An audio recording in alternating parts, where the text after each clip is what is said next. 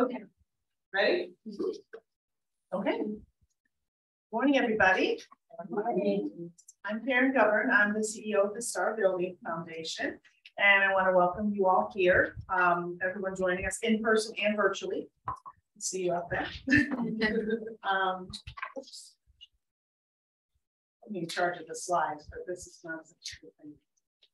Is it up or down? You can enter here. It's there. Yeah, it's opposite of what you're doing.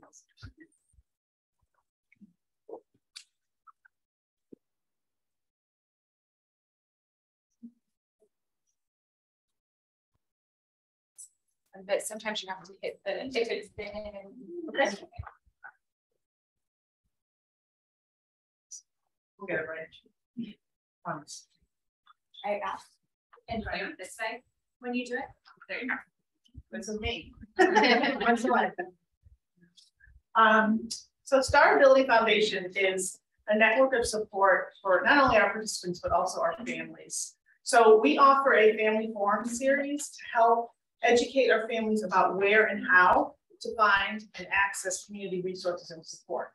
So we've hosted forums on how to access med waiver funds, guardianship, caregiver support, disaster preparedness, and more.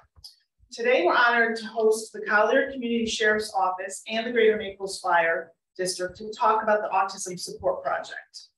In a few minutes, I'll have the honor of introducing our distinguished presenters, but first, I'd like to thank the Collier County Community Foundation for hosting us in this wonderful room, and in particular, Flo Knoll for assisting us here today. Before we continue, we have Flo or Lindsay, who she wants to tell us about an exciting initiative happening here called On the Table, which will be held on October 12th. Thank you. Good morning. So nice to see everyone this morning. So on October 12th, we are going to be one of the counties in our 5-county region participating in what we're calling On the Table. We're partnering with the Charlotte Community Foundation, as well as the Collaboratory, which was formerly known as the Southwest Florida Community Foundation.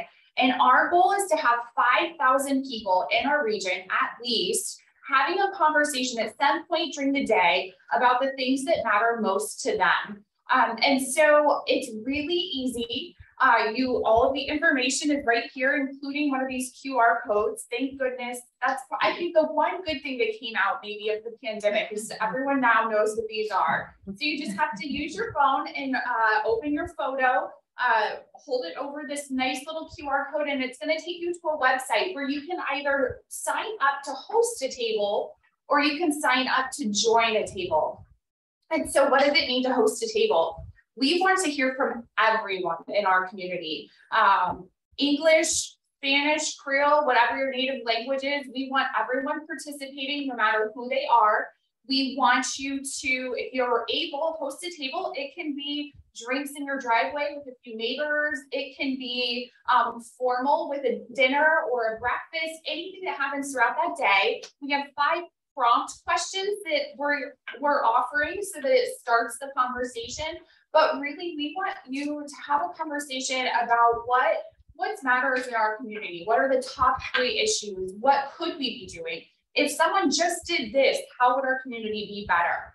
And so from there, everyone is that participates in a table is going to take a survey, and that survey is going to launch our needs assessment, which, believe it or not, the needs assessment we did with the Schultz Foundation was 5 years ago. So now it's time to take a look and see how we did and how our community has changed and what are we going to do for the next 5 years. So doesn't have to be crazy, doesn't have to be a lot of effort or work. It's just getting your friends and neighbors together and have a conversation. We hope that you'll do that in the way that you're most comfortable with. And I'm always happy to answer any questions. You can call the foundation and ask for Lindsay or Meredith. Either one of us can help you out.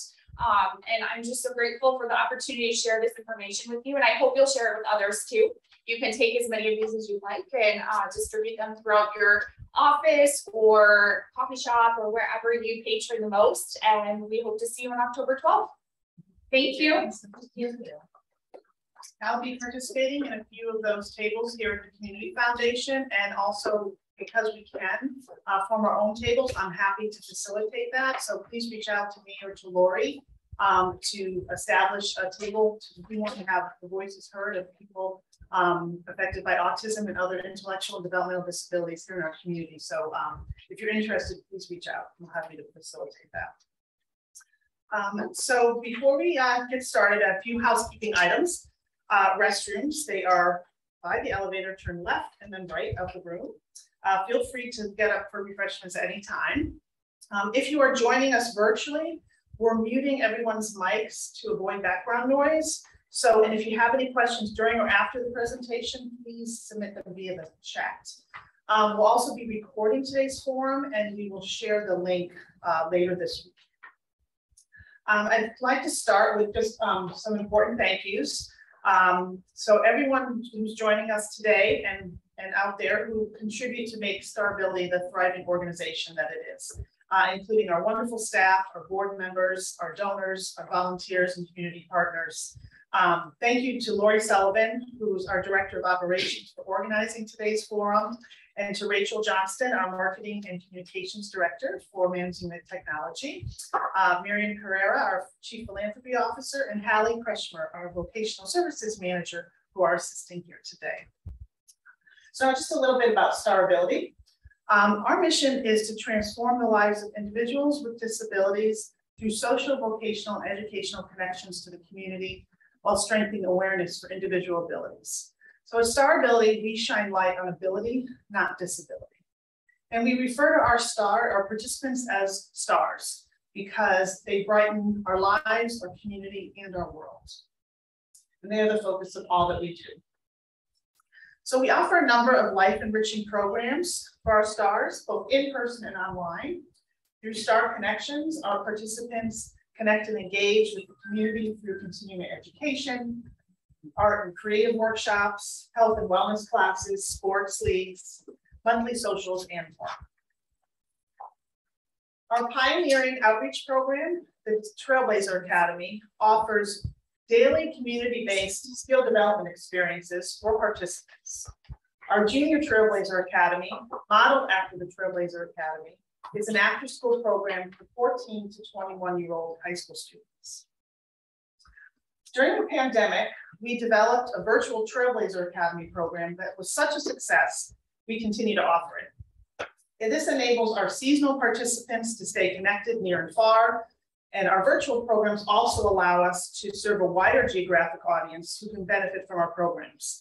We have people as far away as Canada and New York that are part of our virtual Trailblazer Academy. So one of our newest programs is Thriveability, a community garden project at River Park Community Center. This is a 2,000 square foot garden that is a collaborative effort with the City of Naples and the River Park Community Center. The garden provides wonderful therapeutic, recreational, inclusive, and vocational experiences for our Trailblazers, our Junior Trailblazers, and our Garden Club participants. We also have a very unique cohort of volunteers who dedicate time each week to care for the garden. We call our volunteers our garden buds. And this initiative pairs our participants with community volunteers to work together in a shining example of inclusion. Currently, we have 5 STAR participants who volunteer at the garden, providing a long-term work experience in the field of horticulture. In 2019, STARability opened our social enterprises, the STAR Store and Studio. This is located in the Naples Design District, and the store sells donated upscale furniture and home decor, as well as items that are handmade by our participants in the studio. So the studio provides vocational training to about 50 participants of the Trailblazer Academy and Junior Trailblazer Academy, and they learn to make beautiful products and popular items, including candles, holiday ornaments, bracelets, and greeting cards. Additionally, we employ 5 participants at the store and studio, and we invite you to stop by, as well as at the Thriveability Garden, which is located at the River Park Community Center, just a couple blocks away from the store. And it's 106 10th Street is the address. Through our robust vocational services program, participants learn job skills, explore career opportunities, and are assisted in finding employment with businesses who believe in an inclusive workplace. We have developed and continue to grow a network of terrific vocational partners who recognize the abilities of our participants and how our participants can contribute to their businesses. And as you can see, we are also a vocational training site and employer ourselves, offering placements at our store, studio, garden, and also in our office. So in addition to the partners we have already mentioned, we have a number of other community partners who are critical to helping us fulfill our mission and serve the community in a variety of ways. So we are especially grateful for the important work the Collier Community Sheriff's Office and the Greater Naples Fire District do to protect and serve the community. And in particular, their focus on special populations. Led by Sergeant Dan Mcdonald, first responders receive an in-depth training on the unique needs of individuals with autism and other intellectual and developmental disabilities to help keep them safe. We are honored to partner with the CCSO and the Greater Naples Fire Department to raise awareness about the community project and to have Sergeant McDonald and Assistant Chief Andy Krajewski here with us today to tell us more. So Sergeant McDonald joined the Collier County Sheriff's Office in 1994 and is currently assigned to the Juvenile At-Risk Program. In addition to his assigned duties, Sergeant McDonald facilitates the Autism Support Project and has taught on the subject since 2008. He has also taken part in writing autism-based training programs for the state of Florida. He holds a bachelor's degree in executive management and a dual MBA in marketing and international business from Hodges University. In 2017, Sergeant McDonald attended the Florida Department of Law Enforcement Leadership Academy, where he was elected class president by his peers. Sergeant McDonald is married and has 3 children, including a 19-year-old son with autism. Outside of work, he enjoys spending time with his family and friends, as well as golfing and fishing. Assistant Chief Krajewski joined the fire service in 1998 and was hired by the Greater Naples Fire District in 1999. He is currently the Chief of Training, Safety, and Special Operations. He is a certified fire instructor, live fire instructor, and safety officer. He is responsible for the development and oversight of training programs for over 200 employees of the Greater Naples Fire District. He also has a strong background in recognition and interaction with those with autism. Chief Krajewski is married and has 2 grown children. Outside of work, the chief enjoys spending time with his family, spending time outdoors, and constantly redesigning his future retirement home.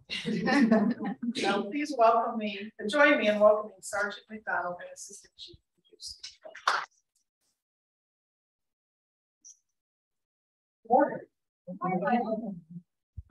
Please call me Dan.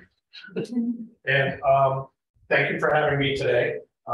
As Karen had mentioned, what we're going to do is, this isn't necessarily teaching you anything you may not already know. It's purely to give you an overview of what we're teaching to first responders, to community partnerships, to various groups that contact us. We try to be as creative as we can, not just in the content of what we teach, but who we teach it to. That being said, one of the things that we try to do on a frequent and recurring basis is we never try to give the same presentation twice. And what I mean by that is when we teach, there's always stuff that we take away from that class. And when I say we don't teach the same class twice, that's because when we present, we take the information that we get in feedback or questions or group discussion, and we apply it to our presentation to make it better. So for instance, this month I'm training Naples PD every Tuesday. We have a 4-hour block of instruction as part of their in-service. Last week I'm teaching, and the first thing I do when I leave a class that I teach is I start editing based on the notes, so everything's still fresh in my mind because I'm getting up there in age, and I still Google my way home.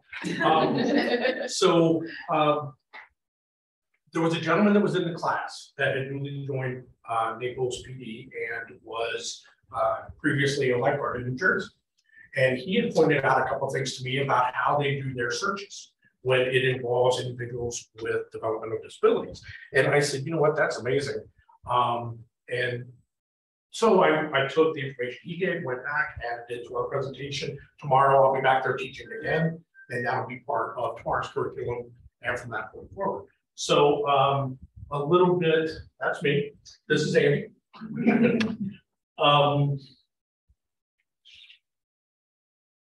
Couple of things. First of all, first thing I did when I was directed to create this, as Karen had mentioned, I've been teaching on the subject since 2008. It really came about from just people asking questions, and it kind of blossomed from answering questions to, and most of the questions were about autism as it relates to response and interaction with public safety. So we just started growing that. And then more and more groups started asking for presentations. Then it went outside of Collier County. I've been, the furthest away I've ever gotten to teach was Hawaii. That didn't take me long to decide. I think I'm free that week. So, but it's been extremely positive. One of the things that I keep track of is, in case I'm ever asked from my chain of command, how are we getting feedback? Our approval rating right now we do every time we present to public safety, I ask them to complete a training eval, and we're at about 98% approval rating. So the feedback has been fantastic. The autism@colliersheriff.org email address. That is for anybody and everybody. If you're at a function or you're at a civic event and somebody starts talking about, hey, I wonder how they're doing this or that, or I wonder how this scenario would be handled, please feel free to forward that email address to anybody that has questions. As I said before, we are as good as the feedback we get. So if somebody has an idea, or hey, we were confronted or challenged with a particular scenario or situation, share it with us. The other thing that we have that I think really makes this project strong is we have what's called an SME group, subject matter experts. And we take information, scenarios, situations that we get that when they're posed to me, I'm like a deer in the headlights. I'm like, you know what? I've never had that question asked. That's a great question. So what I'll do is I'll pose that out to this group. And the group is comprised, there's probably about 30 members in it, great cross section of various subject matter, training experience, background, parents, educators, first responders, and the feedback is fantastic as far as ideas, suggestions, recommendations. So we build on that. The numbers, this goes straight into my desk. If I'm there, I promise I answer. I won't ask you to press 1 for this or 2 for that. Unfortunately, I'm not in the office much, but this goes, you know, I can be contacted most anytime. Whoops, wrong direction. Our partnerships, being the fact that today is special for me because STARability has time after time after time just distinguished themselves in pretty much anything that we ask.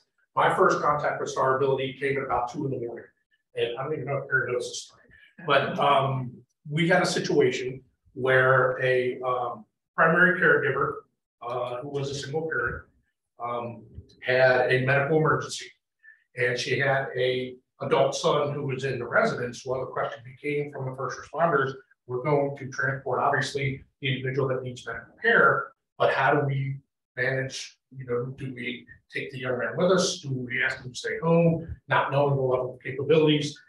So the responding units had gone through resources they had. They had reached out for some additional support. I got the phone call, and it was one of those, you know, but I'm not sure who we have available. So I reached out to one of our resources, and anybody that works in the world of autism down in Collier County, you know who Wilbur Hawk is. He's a local advocate. He is the do-all, end-all, smartest person I know. So I reached out to him after I apologized for waking him up in the middle of the night, and he said, "Have you tried talking to STARability?"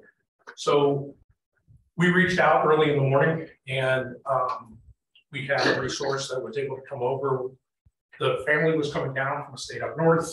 It was going to be a number of hours before they got there. But what was really unique wasn't just the support we had gotten from STARability, but it was when they got there and when the family members got there and STARability was clearing, they reached out to me and said, "Hey, just want to let you know, this is what worked, this is what didn't work." So then we have that knowledge. So if there's an additional call for service back at that residence, we're able to go there and have a better operational capability than we had before. So fantastic resource. Andy, Assistant Chief Krajewski, when the first component of this is our training component, we reached out, I reached out to all the different law enforcement first responder agencies in the county. As soon as I sent it out, not that same day, Andy reached out to me and said, hey, I'd like to be part of this. And whether it's part of the instructors, whether it's however I can be part of it, I want to be part of it. So Andy's knowledge, experience, training, capabilities has been invaluable. So we're very fortunate to have him, and we're Chief Staff to let him stay in the project. As I said, we built this out in 3 components. And as I'm presenting today, like I mentioned, I'm going to just present to you an overview of how we train first responders and some of the other civic groups. We do it in 3 phases: training, education, and support. First question I have when we proposed that was, what's the difference between training and education? Training is first responders, education is everybody else. Because there are some details, there are some semantics that are involved in the training aspect of it that just either wouldn't be of a benefit to share with the community, or it's more job specific. So that's why we have those separated. Support is the only thing worse than not having training is to have training and then never have it followed up. We as first responders will get training and go, well, did you have that? Well, yeah, we had it 4 years ago. And there hasn't been anything since. So what we want to do is we want to sustain that, not only supporting businesses, families, civic associations, but we also want to maintain, as things adjust and things change, we want to put out additional information. Sometimes the information that I put out is information I received. I might put out an update, somebody goes, hey, you know what, I can add to that. And this is what I know. And we supplement our information. So far, the evolution of this project has been phenomenal. The feedback that we're getting, the support, how it's constantly evolving, it has been in excess of our expectations.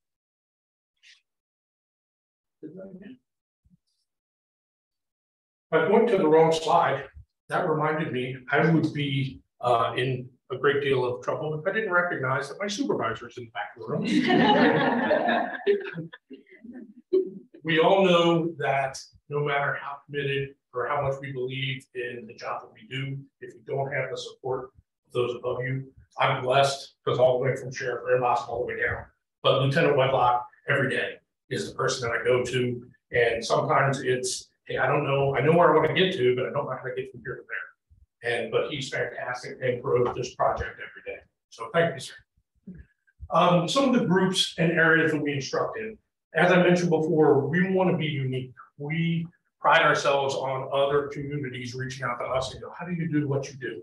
And we want to share that because the first thing that gives us the ability to do it is our community. Some of the abbreviations that you see, area of instruction, law enforcement, ERT is our emergency response team. They are our first line responders for like an individual that wanders or elopes from a residence or a business. Search and rescue, same thing. What I did in that respect, I was contacted by Baker County, which is up by Jacksonville. And they said, hey, we would love it if you would come up and teach your autism block, but also make it specific to search and rescue. And I was like, you know what, we've never done this. So love the challenge. So I went about spending about 6 weeks building out, okay, how can we put a curriculum together that talks about search and rescue? So we built it out. We've had a lot of support with it since we launched it. The first group that we presented it to was ERT. And the feedback has been positive, but again, bringing up scenarios and questions like searching for somebody with a developmental disability a lot of times is different in a lot of areas. But one of the most pronounced areas was I always thought canine would be an integral part of a search. And I sat down with the canine supervisor, you're exactly right. And he said, no, actually we're not. Really? Because I thought tracking is a big part of what canines do. And he said, well, tracking is what we do up to the point of what? Apprehension. So if we're having an individual and have that interaction and we're expecting compliance and do what we say, when sometimes that disability, in fact, turns them in a different direction, the last thing we want is a negative interaction between K9 and the individual. So again, wealth of knowledge. So we adjusted our training to fit that. We have you'll see a picture of it here in a little while, but we have a system called an LRAD, long range auditory device. And it's basically a big bullhorn. But what's nice about it is it's set up in a computer format where we can, for instance, go to the caregiver and let's say it's mom, and we can ask mom, hey, in an interaction like this, if you wanted compliance or you wanted to ask that young man or that young lady to walk out to the roadway, how would you go about saying that? And we can take that audio file and we can integrate it into the LRAD. We can send it out to various units that are part of the search. We can put it in our drones that have it simulcasted. So there's a number of areas that may not only, we don't try to look at it as elevating the level of difficulty. We look at it as the uniqueness of that call for service. So we're able to apply a lot of unique solutions to situations like that. Schools, Clark County Public Schools, I probably talked to them this morning at about 6 a.m. So they have been constant in their efforts to support this project. The feedback that we get, for instance, we had a young man in Golden Gate, I want to say it was around April, wandered from the house. It's about 7:30 at night on a Sunday night. So one of the things we're trying to establish is a network of around the clock contacts, with the assurance that we would never ever, call somebody randomly late in the evening for a question that can wait until tomorrow. But we all know in a business setting and you trade contact information with someone, what number do you trade? The business number. So what happens just by Murphy's Law being applied to first responders, nothing ever happens at 10 a.m. on a Tuesday morning. It always happens at 4 a.m. on Christmas Day. And the only contact numbers we have are the business numbers. So one of the things that I do is working with various entities within the community or other agencies is I ask them, hey, look, I'll trade my cell with your cell. If there's an understanding, please don't call me if the neighbor parks their car across your driveway. And I will call you to ask you what's a good time to call you tomorrow. So some of the other areas, that's where I was talking about hostage negotiators and LRAD. I went around the state teaching. I spent 20 years as a hostage negotiator, and the dynamics of a negotiation when the subject, a victim or a witness has a developmental disability profoundly changes the dynamic of that call for service. So what we did was we created formats to address through training some of those different scenarios, how they change the dynamics of the call. This is Parks and Rec, and we did training sessions, 80 team members for their team leaders, park rangers, and their lifeguards. Not only did we talk about various scenarios in settings like that, but we also talked about how did the dynamics change. And what could we do if we're arriving on scene and let's say it's Parks and Rec, we're looking for a young man or a young lady. One of the dynamics that I thought was very interesting that we saw in a video somebody brought to class was there was a sheriff in Virginia, and he was talking about they had gone 6 days looking for a 7-year-old that had wandered from a campsite. And he had made the decision that the outcome of this is probably not going to be very positive. So he said, we're going to transition into searching as a recovery. And what happened was after 6 days, one of the trucks had pulled up and they were setting up on how are we going to conduct a canvass of this particular area. And the young man walked up to the car and asked for something to drink. But the point the sheriff made, which I thought was incredible, was he said the young man didn't know he was lost. His favorite setting to be in was camping with his family. So to him, he was having 6 days of a little hungry, a little thirsty, but he was having the time of his life. And what we found was, as we started researching that, there were situations where young man goes out with a family and on the water and the boat overturns in a storm.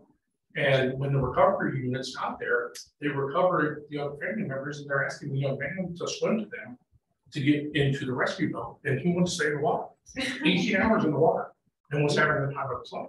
So it put into context the difference in mindset. and that affects how first responders search, et cetera, et cetera. Marine Patrol and Aviation, the search patterns, aviation setup, they have that same algorithm. So the things they say over the loudspeaker, how do we simulcast different information? School resource officers in Collier County, those are called YRDs, youth relations deputies. We saw, and very happy since I knew the gentleman, Bobby Rogers High School is the newest high school in North Naples. Sheriff Rogers was phenomenal, very much a trendsetter and a man ahead of his time. 1976, he created our Youth Relations Bureau. But where it talks about ATT is active threat training. Unfortunately, we see in the news every day about various types of training, various scenarios, situations that happen in the world. But the dynamic is different when you're talking about whether it's teachers, aides, administrators, or students themselves in that setting. Because what's one of the things that we rely on when we're going, like, let's say we're clearing an area of a school that doesn't have an immediate threat. We're basing what we do on compliance. Walk this way, line up, getting backpacks in the room, et cetera, et cetera. But what happens when the level of compliance may not be as high as when you're working with mainstream students? CAT buses. CAT puts out about 30 buses a day. So what our thinking was, that's 30 sets of eyes that can look out for things like kids leaving a bus stop, kids, looking as though that's maybe getting off the bus. What do we do when we get off the bus? We have a purpose. School day's over, I get to go home, get to relax, get to have something. But if somebody gets off a bus and just kind of stops and is kind of looking around, that's not usually what you get in a scenario like that. So what we want to do is we want to, this is 2023 training, but what we want to do is train those bus drivers to just look, because what's the worst thing that can happen? We call and we verify that the concern was unfounded. But wouldn't we rather have that peace of mind? And isn't that what we're here for? Is to go out and do that. So a lot of times, I've been a cop for 32 years now. And a lot of times, I spent 13 years in investigations. And a lot of times when you talk to people, or if you're canvassing a neighborhood and you ask them, did you see anything? Well, yes, I did. Did you ever consider calling? I don't want to bother anybody. Well, that's what we're here for. We would much rather verify the information you provide to us is explainable and everybody's safe than to make an assumption. So autism screening. Alisana called me, Children's Hospital, said, would you like to come to our autism screening? What I thought was unique about that is autism is a medical diagnosis. How does the screening work? And we went up there and it was very interesting. Basically, they have about 13 criteria they look at. The staff members are specially trained to make an assessment. They talk to the caregiver, family, parents. They make an assessment on the child. If 3 or more of those criteria are answered yes, it's basically a letter of recommendation that goes back to the family, to the pediatrician, recommending additional testing. That's also a program they'd like to see brought down in Collier. Rate of growth with that. They have a grant to do it once a month, and they have 20 slots that are open. When they originally started doing it, they weren't filling all 20 slots. They might take 5 or 6. When I went up there, which was 2 months ago, they not only had 17 of 20 slots full, they had a waiting list. And the waiting list was because the time they could get there was already booked. And they had families come as far away as Alabama for the screening. So it was very interesting. Some of the other information you see here, ASL, American Sign Language. I originally wanted to go prior to COVID and have this. I wanted to get certified. And obviously that got canceled. The program wasn't offered once we got past the restrictions, COVID law. So now what we're trying to do is we had Pilot Club of Naples reach out to us and said, look, if we offer our support to bring an instructor in, would this be what you want to do? So what our goal is now is we'd like to get between 12 and 15 first responders certified American Sign Language. And that transcends everything. Even if you're off duty and you see something. I just went and taught at the Project Lifesaver Conference in Orlando. So I have a wife and a daughter, so I was not allowed to come home until I went to Disney. An exorbitant amount of money on everything. So, but you go through, I'm waiting in line to go through and check out. There's probably 15 cashiers working, and I get the one cashier that's deaf. And what I noticed was with the customer in front of me, he was using his phone, the cashier was using his phone, but I noticed that it wasn't translating.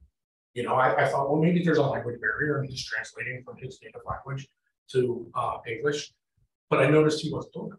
So when I got up there, and I have a functional knowledge in probably 20 or 30 different signs. So when I got up there, I signed to him. And the funny thing was, he was overjoyed that I signed. I had to explain to him I'm nowhere near as fluent as I would love to have this discussion with you, but I have no idea what you're asking. But it was a very positive. So VirTra. Okay, VirTra, law enforcement has a training system that it used to be called FATS, Firearms Training System. And I don't know if you've ever seen it, but it's basically 180-degree screen. So where you're sitting, you have the screen that went to here, and it's an interaction that everything that you do, verbal commands, response to resistance, less than lethal, like capstun or a taser, all the way up to use of a firearm, gets recorded, and it records every detail. It records how long it took you to react. Where if you fire a taser, where did the prongs from the taser go? Where did they land? They'll respond to verbal commands in the video. Excuse me. So somebody had sent me an article that said, you know, they're putting out FATS-based training. VirTra is the newest version. That just took the training system away and it's referred to as VirTra. But they said you can have scenario-based interactions with individuals with developmental disabilities. And I was like, oh, God, I have that. So I don't know how we're paying for it. So what was really interesting was I reached out to the manufacturer and I said, look, how do we go about doing this? If we already have a system, how can it be integrated? Would those scenarios be part of the upgrade? And they came back and said, the latest scenarios are part of the most recent upgrade. So we have these in cost of scanning. Okay, so I met with the captain of training recently, and we're going to have those incorporated into our training system starting in 2023. So, as I said before, and the biggest emphasis I'm emphasizing here is everything is about outside the box thinking. We want to be as creative as we can. Public safety has always been, and I'm sure Chief Krasuski will tell you, what we do and how we do it tends to happen on a cycle. You know, years ago, early 90s, they came out with community policing. Hey, get out of your car and meet people, talk to them. So those of us that have been on the job for years at that point, we said, you know what, that's Andy Griffith. That's a show that's 20 years old. You just took what they did, put a different name on it, and called it a new program. So what we're trying to do is we're trying to take what's been existing, incorporate the perspective of what is that scenario going to be like if the individual we interact with has a disability. And that's how we build our training models.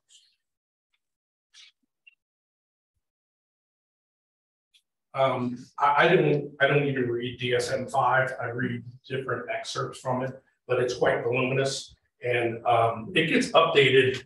I have no idea. It only gets updated about once every 10 or 12 years. They have a whole section on autism and other developmental disabilities. And what it was saying in the latest version, DSM-5, is they were going away from all the more specific types of autism. And what they wanted to do was they wanted to break it down to 3 levels. And you can see higher functioning is 1. Basically, the higher the number, the greater the challenges, or the greater the level of disability. So good and bad in a sense, because it does take away having to know the various types of diagnosis and what they mean, and it just gives you a number value. The drawback to that is I can at least in my mind, there are some specifics. Like if somebody tells me the individual has Asperger's, I know that, you know, cognitive ability, language skills are probably going to be, if not better than my own, at a high capability level. I also know they're going to be passionate about something. They tend to have that one thing in their life that everything revolves around. Well, if I'm looking for an individual that wandered from a house or a school bus or an after-school event, it's critical for me to know what that is, because if their passion is basketball, I'm gonna we're gonna set up a perimeter, and we're gonna pick every basketball court in that 3 or 4 mile area. We're gonna go and check that first, or bodies of water for swimming. At least. When we talk to first responders, we talk about, we know that there's 3 areas of autism. But what law enforcement is going to interact with the most, and what, if you don't have somebody there that can give you details about that individual's level of capability, they're going to see repetitive behavior. But as we get into repetitive behavior, we talk about it doesn't have to be pronounced. Repetitive behavior can be very subtle. It can be me, you know, talking to somebody and scratching my arm. In most cases, we're going to discount that because everybody's had an itch on their arm at one time or another. But if that's their repetitive behavior and it's based on stimulus or heightened anxiety, that behavior is going to continue as long as that stimulus is there. So what we teach first responders is just be aware of it. Yes, could it be more pronounced? Could it be an audible shriek? Could it be self-injurious behavior? Could be all those things. Okay, but it can also be very subtle as well. When we talk about maybe it's not even physical behavior. I was in a house one time where there were very clearly defined blocks of just dots drawn on the wall of various colors. And at one point, once the reason why we were there was established and everything was secured, I had asked about the dots on the wall and where did they come from? And the explanation I got was, well, every time we try to redirect behavior or to address negative behavior, their son would go over a very specific color and draw dots on the wall. So is that repetitive behavior? In my mind, yes, it was, because it was response to circumstances he didn't like. So my next question was, what do the different colors mean? And at that point, it hadn't been established, but that was what we asked the parents to kind of focus on, because that color that they're doing in that repetitive behavior might be speaking as clearly to you once you identify what the color means as if they said it to you themselves. Symptoms last forever. We talk about, if you're a football fan, Dan Marino goes to the Hall of Fame. Who gives Dan Marino's induction speech at the Hall of Fame? You know, his son.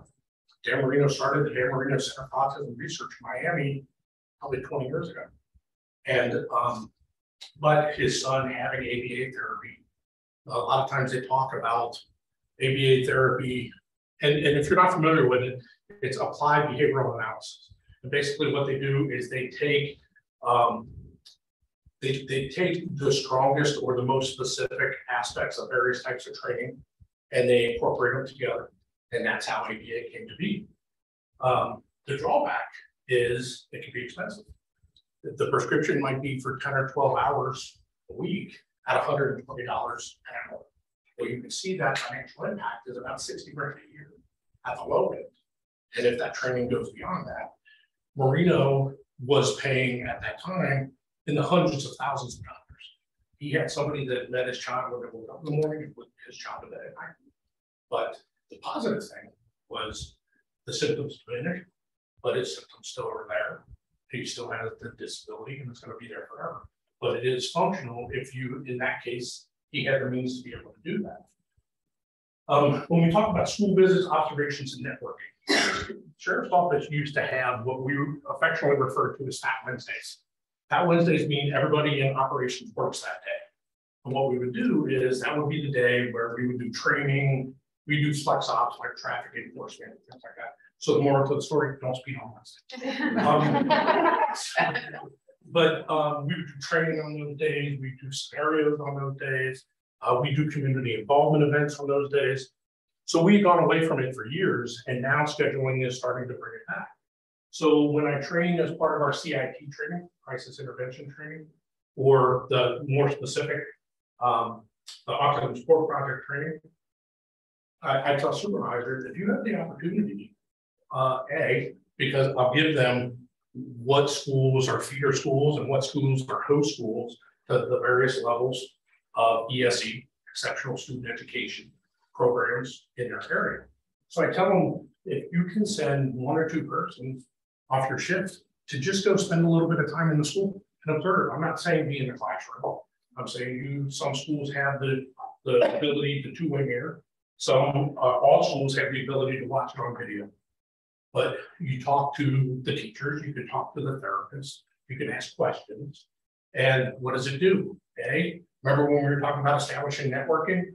And I was saying I'll trade my cell to somebody that trades their cell with the understanding I won't call you in the middle of the night unless I have to. That gives them that opportunity, because what's better, it's always best for us to have that interaction, recognize the individuals in our community that may potentially down the road be calls for service. We don't want to have to grow our understanding and familiarity with individuals during that call, because sometimes those calls are critical. We would much rather do it on the front end. So then you can even get to the point where you're recognizing repetitive behavior, you're identifying individuals. You can even ask questions about, has there been any of his behavior cues that might appear at home that you're working on with the family, things like that. So just an overall better understanding, but that's what we're recommending. The diagnosis rate, this is what I showed to Colonel Bloom, who was our undersheriff. The way this project started was, as I said before, I was teaching a lot of times reactionary. I have a little brother that's a fireman, so I always joke with him.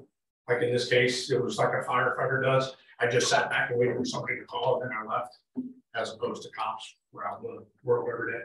But then he told me he has a nicer fire than I do.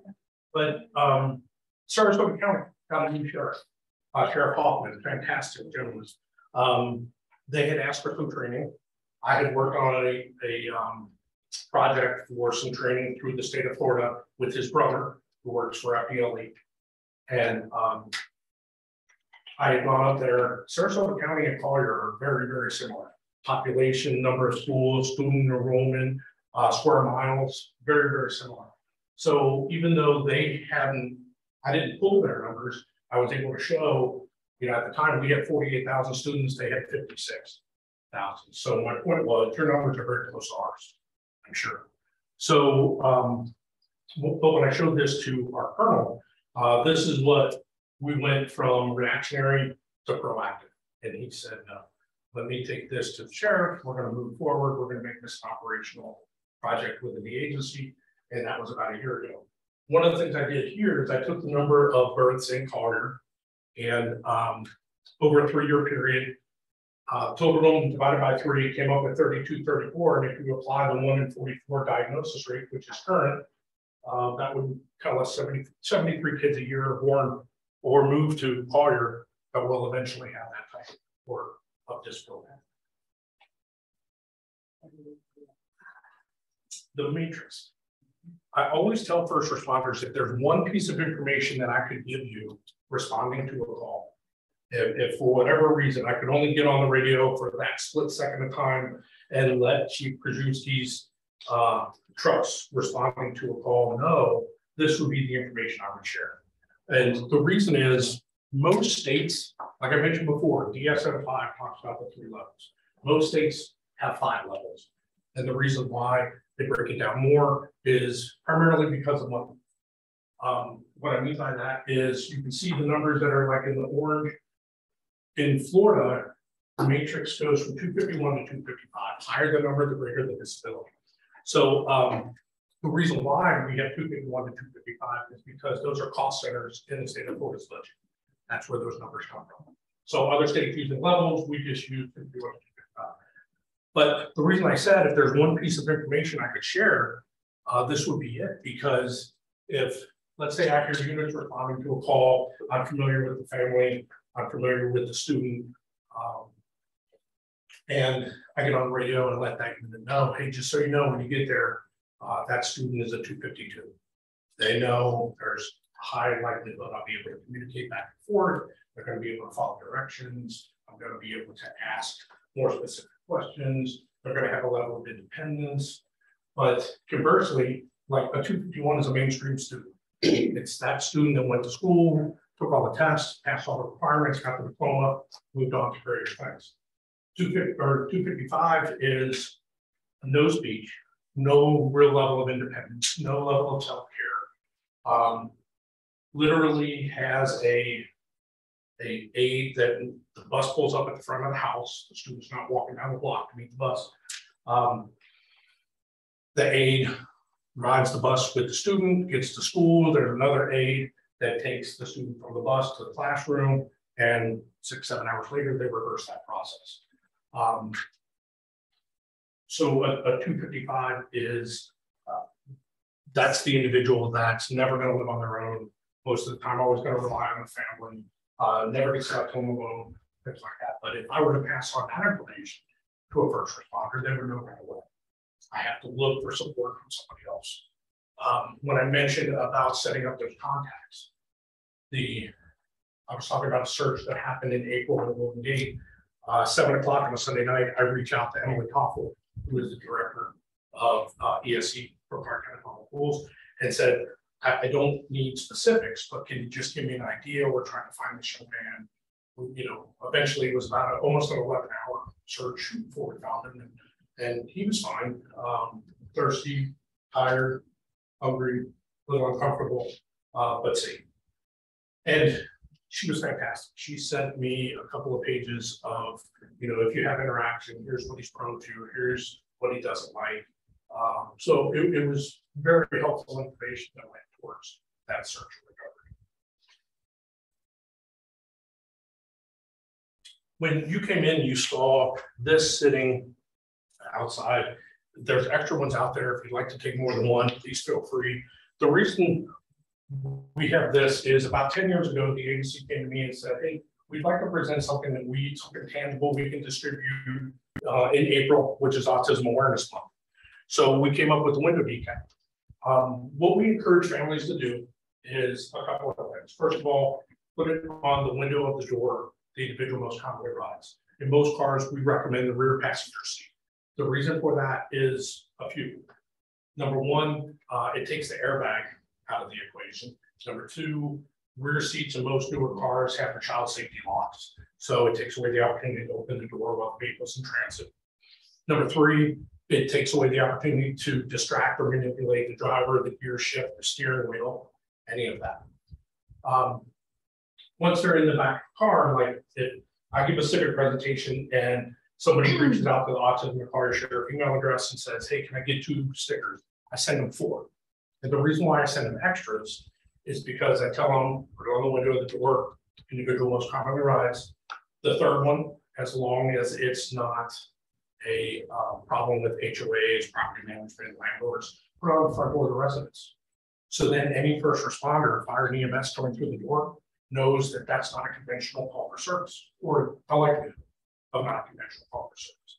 The last one we encourage, put it on the bedroom door. Fire had a great suggestion. They said, what if we, instead of putting that line of sight, what if we put it in the middle or the bottom half of the door? Because just in case that's a working fire, they go in and they see that at that level. What it's conveying is, we know individuals with disabilities, sometimes if they walk outside and they're challenged by, you know, a fire truck responding, police responding, EMS, media, neighbors, things like that, where are they most comfortable? Back in the residence. You and I might not introduce ourselves back into the residence because that might be the most obvious risk. But the same reason why individuals may open a door on a vehicle that's in transit, they might be challenged with all that anxiety, all that stimulus, and turn around and go back into the house. So the reason why we encourage putting it on the bedroom door is it tells first responders that, number one, make sure we've accounted for that individual. And when we account for somebody, it's not seeing them across the parking lot. It's an arm's reach. It's a one-to-one relationship. But if you go into that room, make it a little more than just a visual cursory search. look in the closet, look under the bed, look behind the dresser, and just be comforted in knowing, no, there's no way the individual may back into the house. The other thing is we encourage any facet of first responders. If you see this, two things we encourage. If you see this and let's say grandma is driving grandson home from school, gets in a minor traffic accident, nobody's seriously hurt, but grandma does have some injuries. Number one, your initial interaction with the student may or may not, they may be capable of communicating, but they don't know you. So they're not inclined to engage in that. Or they hear the sirens and see everybody else around the car. That stimulus reduces their level of communication. Looking for things like backpacks. You know, maybe there's in the backpack, you might see what's called, you'll see a picture of it, a NovaChat, which is AT. One thing about, it's just like if you decided, you know, I'm tired of the career field I'm in, I'm going to go be a firefighter. You would spend months just learning terminology, acronyms, abbreviations, all the vernacular that comes with being a firefighter. When you're introduced into developmental disabilities, especially in a school setting, it's a totally complete different vocabulary. For instance, when I said they might have a NovaChat, which is a tablet, well, what do they call that in the school setting? Assistive technology. So you might say, I'm sorry, ma'am, does your grandson speak? No, he's AT. Most people are going to go, I don't know what AT means. AT means he communicates in a means electronically other than talking back and forth. So, but again, it's a whole different vocabulary. So what we do is we tell them, we encourage them, hey, look, if you're not getting communication, if there's no immediate safety threat, leave them in the car. It's where they're most comfortable. There's no immediate safety threat, because what happens if we ask that individual to step out of the car? Are we going to gain compliance of, excuse me, man, can you stay right here while I go? The opportunity to gain compliance is probably not that high. So safest place, back in the car. And sometimes there's means, like I'll get a lot of questions about what type of technology, what apps, what programs can we put on a laptop that would be, and what I always tell families is provide a number of different resources and they'll gravitate towards which ones they like. Some gravitate towards a number of different, like if they talk about getting a laptop, I'll always ask the question, just solely playing devil's advocate, how do you communicate if the battery's on the laptop dying, or the battery's on the phone? Well, okay, then maybe we need to learn ASL. Okay, how many people in your family can communicate by ASL? None of us. Might not be the best way to do it. So, but again, all I'm doing is, this is nothing that families don't already know. All I'm doing is giving it back to families and just saying, let's work on thinking outside the box. Let's be creative. The individuals are going to, even if there's zero communication or they rely on technology, they're still going to express to you what they gravitate towards. And here is NovaChats. You see various different types. This is what the school system provides. I tell first responders, if you locate a NovaChat on the front seat or on the back floorboard or in a backpack, don't worry about opening it up and turning it on and finding the right screen. They will absolutely walk you through what they need exactly. Everybody shaking their head. But there's a number of different, you see the iPad here. There's a program called Prolo to go, which is Latin for to speak out loud. But it basically does the same thing. It builds out the sentence across the top, right here. And then once they complete what their request is, they'll hit that box and it'll audibilize what the box says. You can engage in a full conversation. This is a iPod Touch. Not as popular anymore, but those used to be worn on lanyards. I tell first responders, if you ever want to see the latest in technology, merchandise, and apparel, go to Busch Gardens or Disney, and you'll see about 200 different types, but it's a great learning environment.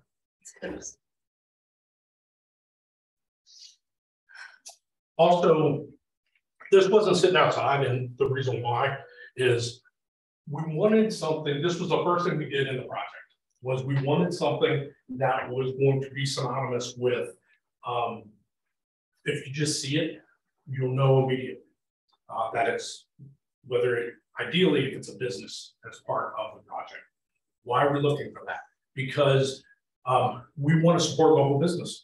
So what we were doing was, or what we are doing is we're asking businesses that want to take part to reach out to us, let us know. We just send them, it's a, like what you saw in the newsletter, it's just a front and back outline for the business. And we ask them to review this with your managers or your employees. Once you do that, get back in touch with us, let us know how many decals you want for your business. The other part of that is we want families that are supporting local business when they go in there.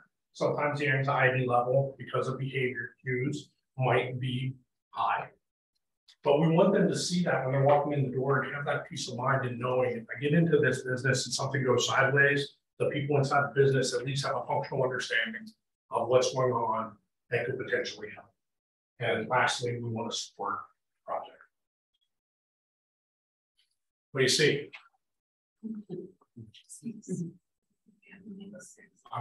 If anybody tells me they see like an elephant smoking a cigar, we have to talk. But basically, what this is, if you see the young lady with the long hair, or if you see the gentleman playing the saxophone, take a peek at that based on what you saw and just ask yourself, does that fit your personality? The reason why we have this is when I went to the Project Lifesaver Conference, there was a lot of questions to me about, hey, my sheriff or my chief or my boss wants to build this out, but doesn't know how to put the right people in place. So what we came up with was, you know, if you're a left-brain person and your strength is problem solving, who are you best to work with? Parents. Because what do we do as parents? Every day we come up with our batting order of what we need to get accomplished. But if you're the individual that saw the lady first, you're an outside the box thinker. Who is that? That's the individuals with that disability. And it's the teacher, the therapist, things like that. So our theory behind it is put the right person in the right place and programs succeed. Because if you put somebody with outside the box thinking, talking to parents, what potentially happens? You kind of run into a little bit of an impasse. And why is that? Because if I came over and sat next to your purse, and your purse is right next to me, would you be comfortable walking away not knowing who I am? Probably not. And we're talking about purse. What's the most valuable commodity we have in life? Our kids. So just think about how high that level of trust has to be. If we're not putting trust in place, a program is destined to fail before it even starts. Kind of in support of what we were just saying, majority of us are task driven. We make our to-do list every day. Last thing I do every night before I make sure I've accomplished everything on my to-do list at home is I make my to-do list for tomorrow. And conversely, outside the box, this is young man. It's early in the morning, goes over. A woman was at the pool using the water aerobic dumbbells. And the young man asked signs permission to use them, and the woman was very gracious and said, "Sure, go ahead. If you would have offered me your paycheck to come up with how creative could you be? I would have lost." Laying the water, and we could spend all morning talking about why are individuals with autism drawn towards bodies of water, but outside the box problem solving. Here, the young man had his device that was in, he had to accomplish certain goals throughout the day before he was allowed to get his tablet to watch a movie or play a game. Well, these are the locks that have the hole in the doorknob. You take a little pin, where does everybody put the pin for the doorknob? So one of the things that we talk about with families is whatever security measure you feel comfortable putting in place, don't ever address it in front of the child. Because it's only going to take 2 or 3 times before they go, you know what, I got it. I might not be tall enough to reach it. So I'll go in the laundry, I'll grab all those stack clothes that we put on the dryer because nobody wants to put them away. And he climbs up, and that's how he gains access to the thing. One of the things that we reach out to families and talk about is homes are built to keep the bad person out. We want to look at it as keeping the good person in.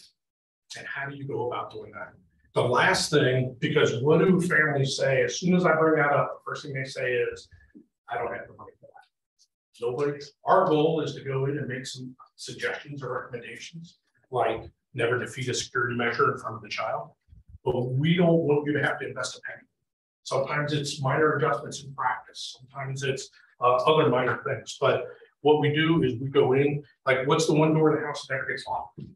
Door going from the garage to the kitchen. Is that an immediate safety threat? It is. So how do we address it? And that's what we go into homes to talk about.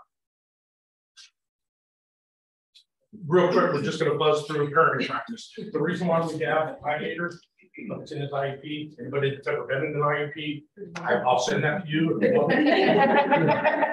But the point that we make is we want you to be tireless in your efforts. We want you to be specific in your task. We're with you on that.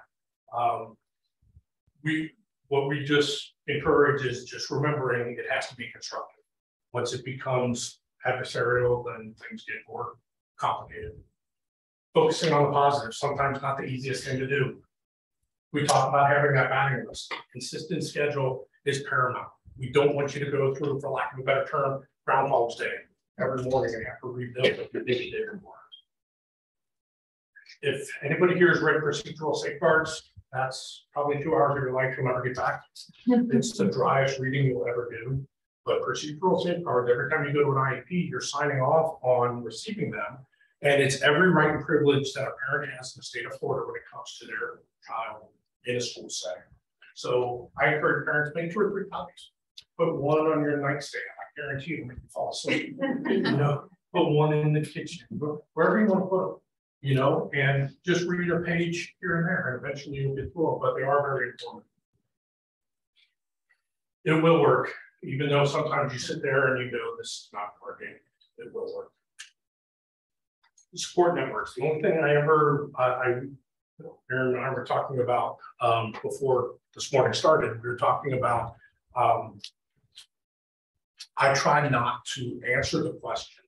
And what I mean is, I talk about, here's things to consider, here's options you have, here's positive and negative I've heard from other people at other times asking the same question. But I always put it back on the parent or caregiver to make the final decision. Because what happens is, the more decisions you make, the more comfortable you get in that setting, the more fluent you are with, you know, how those parameters are set up and how they work.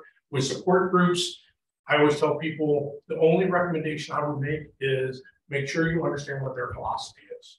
Because if you go to a support group and their philosophy is the belief that MMR, measles, mumps, rubella vaccine causes autism, and your beliefs are more along the lines of their environmental or genetic, that support interaction might not be the most enjoyable or the most beneficial. Getting the child out of the house, exposed to more things, obviously with safety in mind. Respite care, anybody's not familiar with respite care, that's basically money, or that's time provided by the state where they will bring a resource into the house to care for the child so the parent can get away and have a little bit of recovery time. What's the last thing the doctors told us when we took the baby home? Sleep when they sleep. And what's the first thing we never did? We never slept when they slept. And then when we finished 4 or 5 things while they were sleeping, and they wake up and they're like, finding balance is ideal. The last thing, always put things in writing, if for nothing else, to create your own record of recall, to be able to look back and say, what was that conversation about? Who was it that I spoke with? Physical aggression and rumble stage. This is talking about a lot of times when there's negative behavior. There are behavior cues, but a lot of times in that situation, especially if there's other kids in the environment, or depending on what setting it's in, maybe you don't have the opportunity to focus on what happened just prior to a negative incident. But in most cases, studies show there are precursors to outbursts. It's just a matter of once you start recognizing them. Talked to a gentleman last week and we were having this discussion. And he said, one thing I noticed is my son's breathing always gets shallow and rapid right before he has behavior outbursts. And that's the precursor, type of precursor we're talking about.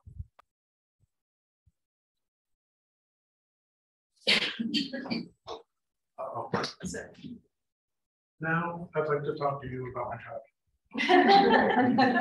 I was born in a small hamlet. We're moving. We're frozen.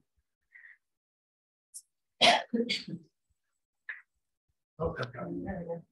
This is a database law enforcement has, and we created it here at Collier. It's called CARE. That's the acronym, and it basically provides all this information. You can self-register, self-enroll at the Sheriff's Office website under Community Resources. It'll have a CARE tab on there.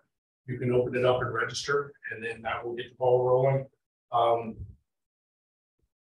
There's 34 ambulances that go out in Collier County every day. Every one of them now has a sensory kit, which is various devices to help them de-escalate or act as a calming element. This is, we talked about the no cat when we talked about what happens when the battery dies. This is a 3-ring binder. When first responders may see this, they'll flip through, they'll build out the sentence on this placard, the placard rips out. And they express what their question or concern is, put it back, and they'll be, trust me, they'll be very systematic. It'll go back exactly where they came from. But with the sensory kit, we also included these, and this is a PEX board, picture exchange communication system. But what it is, it's specific to EMS files. It's talking about what body part, what hurts, level of severity. We also talk about asking yes and no questions. Some of the various things, Project Lifesaver, this is an LRAD. An LRAD can be that big where it's mounted on really any type of vehicle we utilize, and it can be as small as looking like a little bullhorn. But some of the various different types, the drones we incorporate, temporary tattoos, sometimes you'll see Project Lifesaver attached on a Velcro band, just some of the different devices.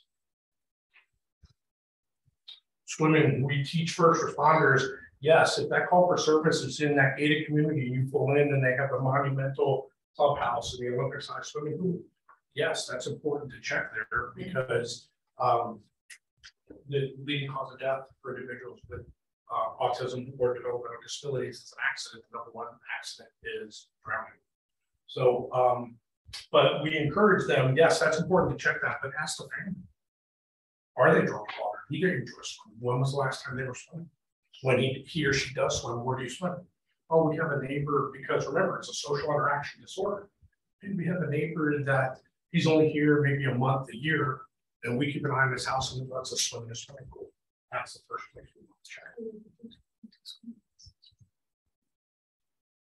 Again, we talked about just, being drawn to water. I work with a family. Unfortunately, their house is literally from me to the doorway from a major road, and their 5-year-old has autism and he's drawn towards vehicles. And we had to get, again, thinking outside the box. What we did was we set up a bartering system. For every week he does well, he loves cars, but he doesn't just love seeing them, he loves playing with them. So he loves Matchbox cars. So we set up, as long as you're doing what you're supposed to, don't leave without permission, not getting where safety is a problem. At the end of the week, we have a group that donates cars. Now he's got 50 Matchbox. So then he's going to have 50 more. Searches and recoveries, as I mentioned before, we can spend a lot of time talking about this. Some of the different terms that are used. The lost person behavior book, that tells first responders, they ask questions like, how long has the individual been gone? How old are they? What rate of walking do they do? Fast, intermediate, or slow? And how long have they been gone? And that book tells us how big the center perimeters to conduct our search. For some reason, there are delays in reporting, going back to what we talked about. Why didn't you call us sooner? Well, he's done this before. I was, the last time my neighbor helped me and I was waiting for him to get off work. But as down here, it says parents want to call 32% of the time. So we encourage, please, if there's ever a time where you want to increase the amount of time, sorry, if you want to decrease the amount of time you're waiting before you call us, it's a situation like this. We'd much rather get out as early in the game as we can. Sir.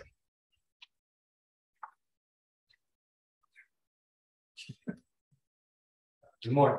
My part in this is I'm going to discuss how, as first responders, when we get dispatched to a call and we have to have interaction with either you as caregivers or the individual with autism, and how that's going to look. As firefighters and EMS personnel, we are task driven. That's why we get into these services. We want to go and be able to help people. With that comes certain expectations that we don't necessarily interact with people who don't understand how to communicate with us every day. So it's something different. It takes a little bit of time for us to grasp that concept. So little things like, as EMS professional, we're all either EMT basics, so we know some medical or paramedic.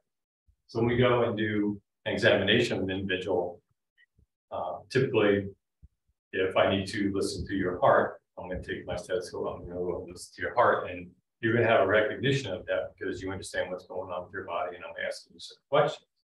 However, the person on autism spectrum, they may not want to just go out and touch them. That's a distraction. Distraction to them is a trigger to them. So we teach distal to proximal. What is that? Distal meaning farther away from where you want to eventually be. So if I need to listen to lung sounds or heart, I'm going to start my examination maybe at your feet or your hands, just so you have a little bit of comfort with me first approaching you, which is something that's inadvertent. But I'm going to be talking to you and trying to develop a rapport with you and keep things as calm as I can, keep the situation calmer so that you are more comfortable with me eventually getting to listening to your lungs or whatever I need to do. Explain, this is something we would do normally anyway. If I have to do any kind of intervention to you as an individual, I'm going to say, all right, if you have chest pain, I'm going to say, okay, I need to listen to your heart. I need to put these stickies on you to do an EKG on you. So we're going to do the same thing. We're going to talk to the individuals just to let them know, okay, this is the things that have to happen. These are the procedures we're going to try to do. Ask the yes or no questions. As Dan mentioned, the 251 and 255, we understand that the higher that number is, the more help we're going to need from the parent caregiver. So ask questions that they either can answer with a shake of the head or use our PEC system. We teach also accept that there's going to be potentially an outburst or movements, that gestures that you aren't accustomed to. Again, you're coming into a situation where they're uncomfortable. They may not be able to express what's going on with them, so they're going to be agitated because they get that question. Repeat questions as necessary. You may not get an answer to a question the first time because there's a processing that's going on inside their head. So take your time, understand that there's going to be a delay. As long as it's not life critical, take that time. Let that situation de-escalate as best you can. Again, our PEC system, my goal as a firefighter is to get the same type of equipment on all the fire apparatus in Fire County, now that EMS has it as well. Just because they're nonverbal doesn't mean they're not listening to you and don't necessarily understand what you're saying, but they just can't express. So they're always going to be listening. If they can't communicate with you, we teach, try to give the parent or caregiver, or we go in with 3 people. And again, we're task oriented, so we're going to go right to what we see as the issue. If you're the officer, we teach them, try to hang back, take a look around. You aren't necessarily task doer anymore. You're more tactical. You step back, take a survey of the scene, what's going on. If there's a sibling, go and talk to the sibling. They're a fantastic source of information. The parent or caregiver, they're going to be focused on the individual that's having the issue. Go and get the information you need. Just ask simple questions. You're going to get more information than you can expect.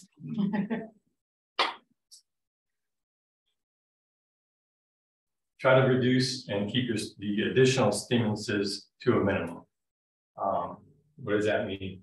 When you're coming in, if on our mobile data terminal, you can read the information, and if it mentions anything about autism or other disabilities, if you can turn your lights and sirens off prior to getting there, just that taking away those stimulus may bring that situation down just a little bit.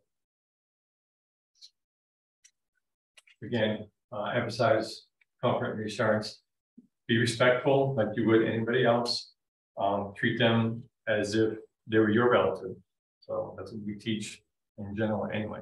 So it's no different than what we would do for any other call.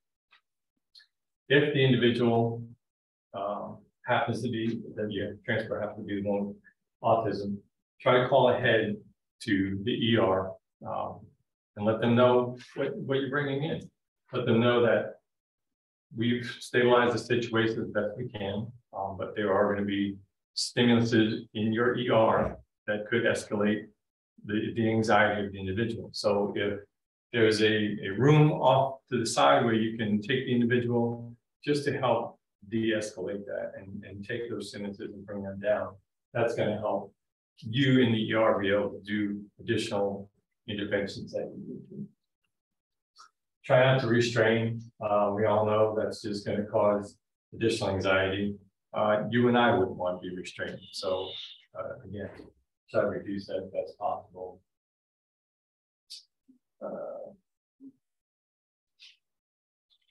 Let the individuals, if they're fixated on an object or they're doing that repetitive behavior, recognize it and allow it. Recognize that that's their way of trying to cope with the situation, the stimulus.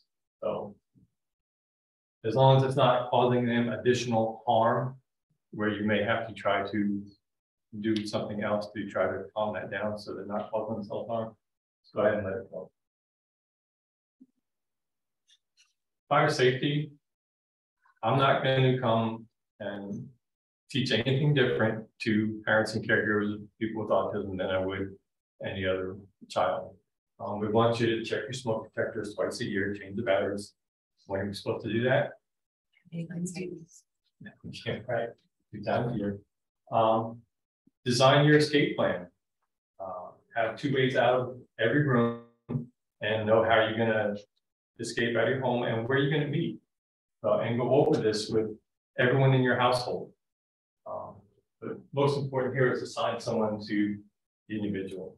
So, you know, as a family, I'm responsible to get my brother, sister, whoever it is, and get them out of the house, and this is where we're going to be. Practice that. That's the one thing we failed to do. We're pretty good at making the plan, but we're not there yet as far as practicing the plan and getting it prepared. Come and visit us at our fire stations. The more the individual is comfortable with people in uniform and the lights and those kind of stimulations, when it happens and the situation is not what any of us want it to be, there may be that slightly more higher level of comfort with us coming in. Share a copy with anyone you're comfortable with. Sorry. All right. Thank you, sir. All right. This is a neighborhood bulletin. One of the things we'll talk to families about is if they're comfortable, they want to design something that they can share. You can go online and find different formats to do it. But this is when families contact me, should I put a bulletin together and disseminate it? Would you feel safer? Would you feel more comfortable doing that? Yes, I think I would. Go ahead. Build out, like I said, that's just an example. Usually we talk about the contact numbers are in order, you know, of priority, who to call first. And then what's naturally the next question, who do I share it with? Share it with whoever you trust. We all have, I'm going to say this, and everybody's going to immediately think of that person. We all have that person in our neighborhood that knows everybody else's business. Exactly. So 364 days out of the year, we just wave and keep moving. But that one day a year where that might be the best resource in your neighborhood. You know, if you're comfortable sharing with the clubhouse, with the guardhouse, that trusted neighbor, the neighborhood know-it-all, whoever, you can include anything you want, you can build it out however you want, updating it. I used to always say, just like when Andy had said, daylight savings, but what happens at daylight savings? We're too busy changing the batteries in the smoke detector. So what I always encourage is the first week of school, because what do moms and dads get the first week of school? A little bit of respite, a little bit of a break. So that's when we talk about maybe take that opportunity to update it at that point and share the picture. When Andy had mentioned about going over the safety plan, as Karen mentioned in my introduction, I have a 19-year-old son who at 2 years old, we thought had a hearing impairment and was diagnosed at 2 years, 11 months. With autism, on that scale, he's a 255. He is never alone. He has unbelievable insomnia, but he's also 6'3" and over 300 pounds. So when we talk about safety plans, I pride myself on being able to manage a lot of situations, but my days of carrying him over my shoulder are probably over. My oldest is 6'5". So our safety plan is our rally point where the family meets if there were an incident is outside of my younger son's bedroom window. And the reason for that is if we're cut off, he's my responsibility. If I go and I get him and we turn to leave and our two doors going outside are cut off where we're at, we're going out the window.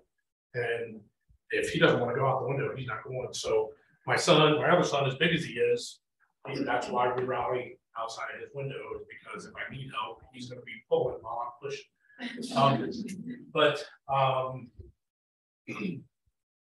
What questions do you have? How can I help you?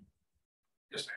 So as our family members start to get a little bit older and maybe are able to live semi-independently, is there any concern that putting any notification that may be helpful for a first responder on a door, for example, to their apartment or where they're living, would that also potentially make them a target? It comes down to a level of peace of mind.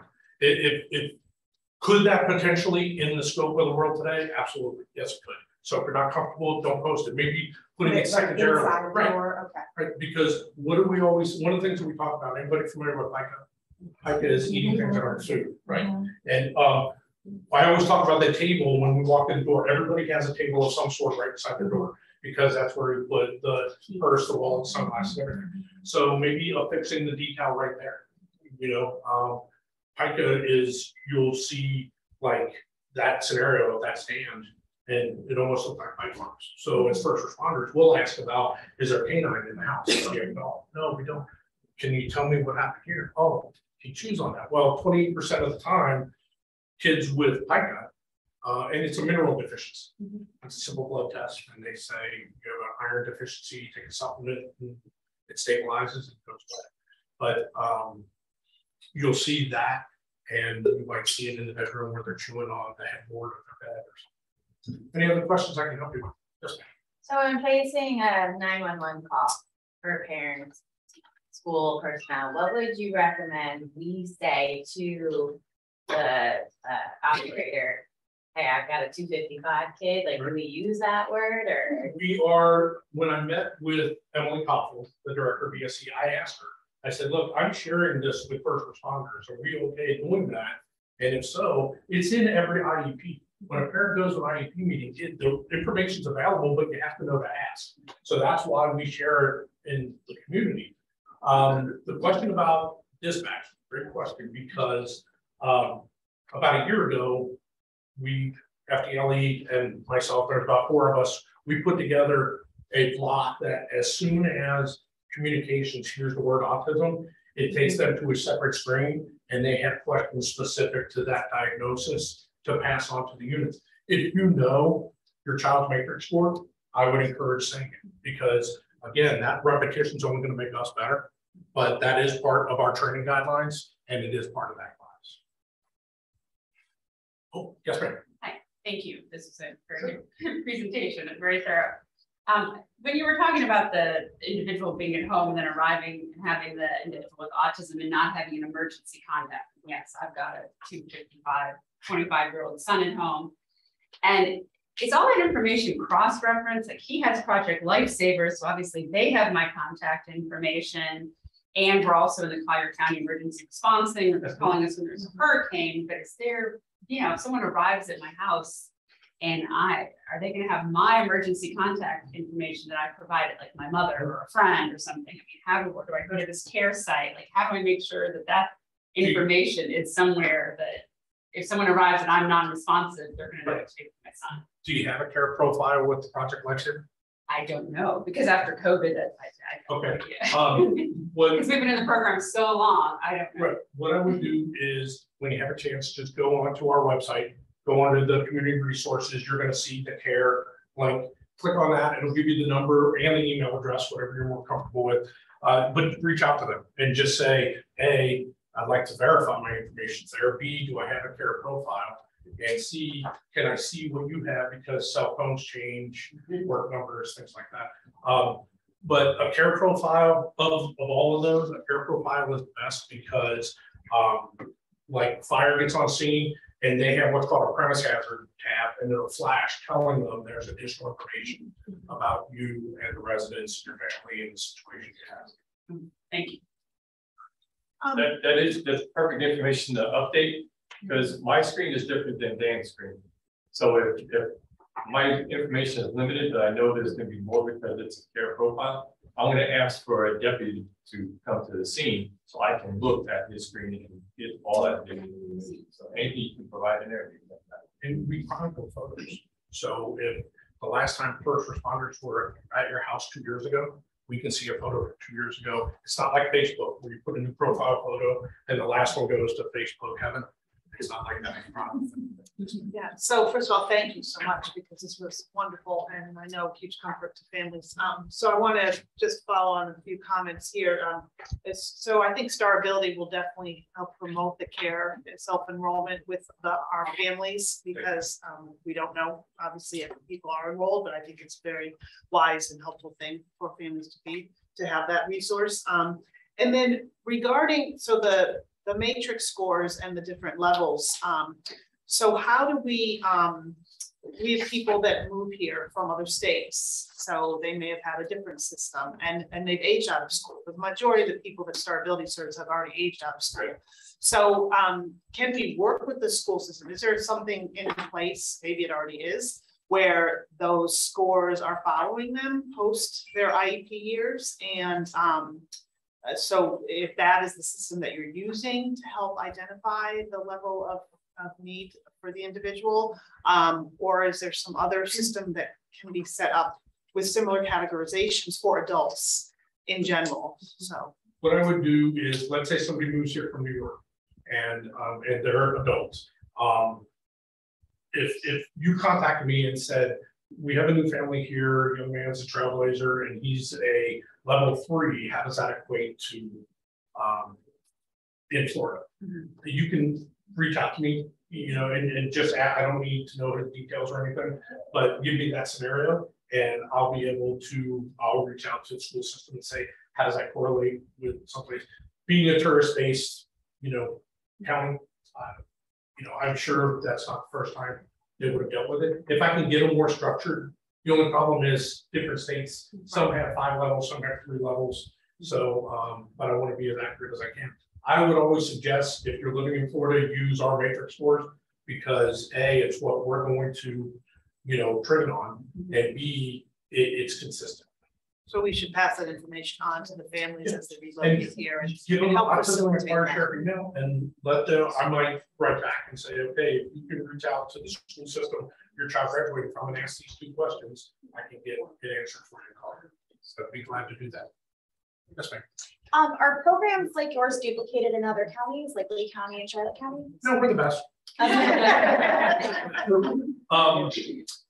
I get a lot of counties that reach out to me and say, would you come up? Or I'm here recently doing a lot of work with private companies, private ambulance companies and stuff like that.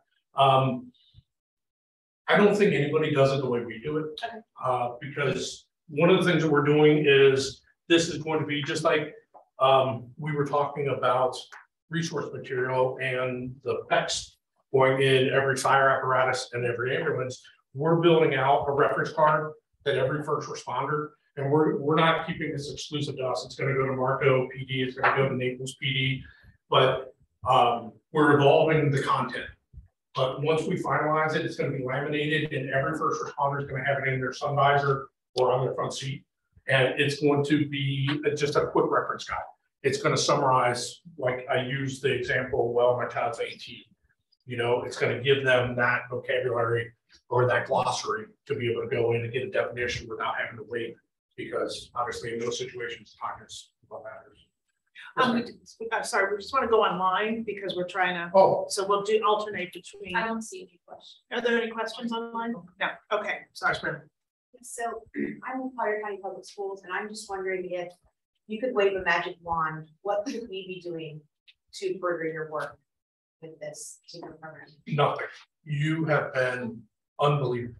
The feedback that I'm getting, the clarifications on questions that I get, the resource of being able to say, this is the scenario I'm trying to manage. I honestly, off the top of my head, I can't think of anything you guys are doing. I mean, Dr. Patton came up to me and she's like, can I talk to you? Oh, I'm busy. No, of course it's Dr. Patton. So how can I, and she said, you know, love the project, love what you're doing. And she extended the same offer. What can we do to make it better? And really, I don't, to go back to the previous question, I don't know of other counties that have that kind of working relationship. Sarasota County, the school system has their own police department. And there's kind of that break in communication that we don't have here. You know, Sonia Samak, Joy Benoit, Richard Duggan, any of them are in my cell phone. I could call them and go, hey, this is a question we're not sure of. Sonia texted me today and said, hey, can we get together to brainstorm on a scenario? It's exactly the way the system should be working. So thank you. Getting away with football? Yes, ma'am. You had mentioned in an earlier conversation about the importance of families thinking through guardianship issues. Could you talk I'm sorry, about family what? thinking through guardianship issues? Guardianship? Guardian? Guardianship. Gotcha. I'm sorry. Definitely one ear. Could you talk a little bit about that? Guardianship in the state of Florida, even if your child's been, sorry, didn't mean to run through there.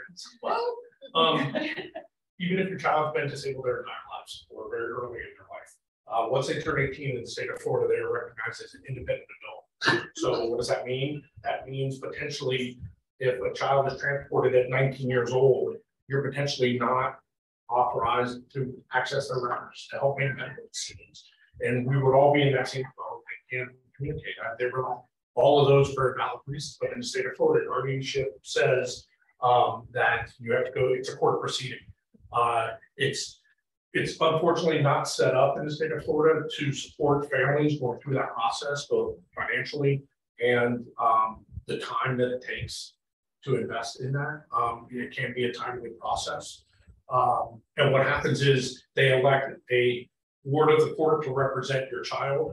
You usually have counsel representing you. There is a probably a 3 or 4 times you're either submitting paperwork, going before the court, answering questions, providing documentation like they have no investments and no financial resources, things like that. And then the state declares you their guardian.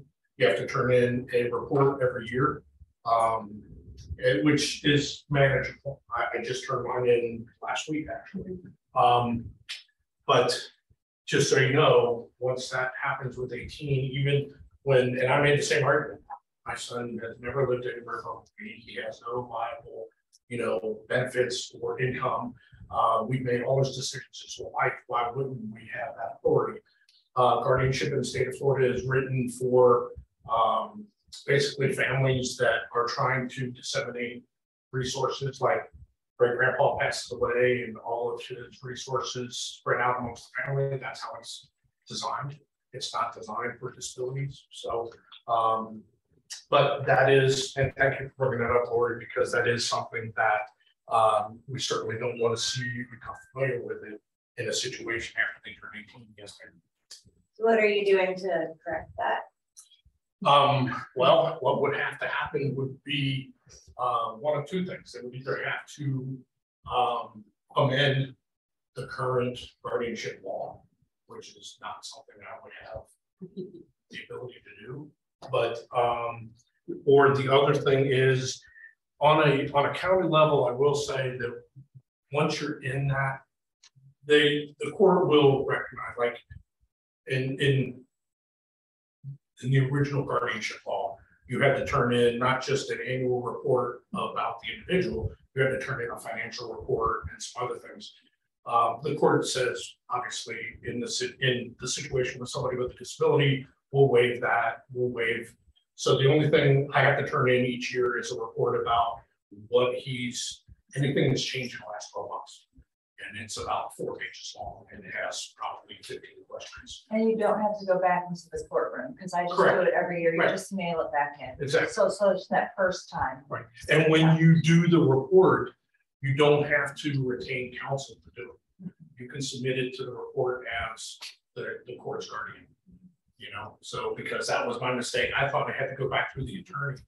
And when you look at the statute, it doesn't say that. It just says submit it back to the court. So great point. Thank you. Yes. Yeah. Question over there. Yes, ma'am. Well, I just really want to applaud you for everything that you have done. It's fantastic. We lived here 34 years. And when our daughter aged out at 22, I think there were just a couple, maybe 20 students that were aging out at that time. And I was recently told the numbers have increased unbelievably, the amount of numbers of students that are aging out. And this is a fantastic program. Thank you. And autism isn't going away for individuals with special needs. It's not going away. It's getting bigger and bigger. Right. In support of what she's saying, and I was surprised at the number. There's 7.5 million adults with an autism diagnosis in the world today. Of those 7.5,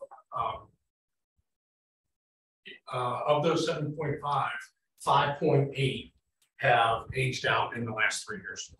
So you have that 20 to 25 year window. It is significant. And they're adults for a very long time.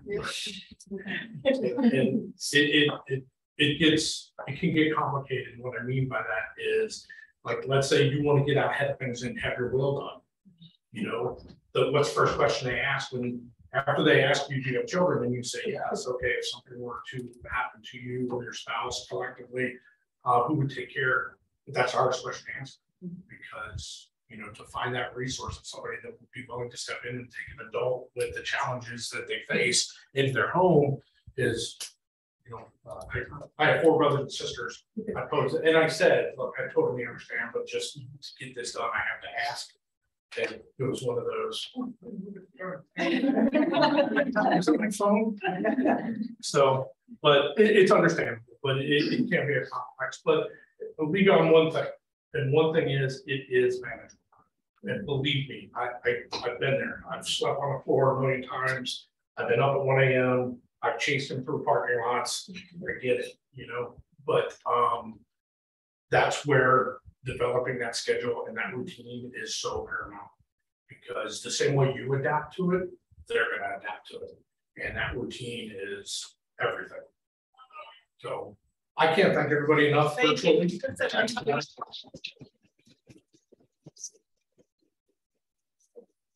Thank you for supporting our Family Forum series and supporting STARability, and we're here to help. So any questions or resources or anything, please reach out. Thank you. And you will be getting the presentation emailed to you. Thank you.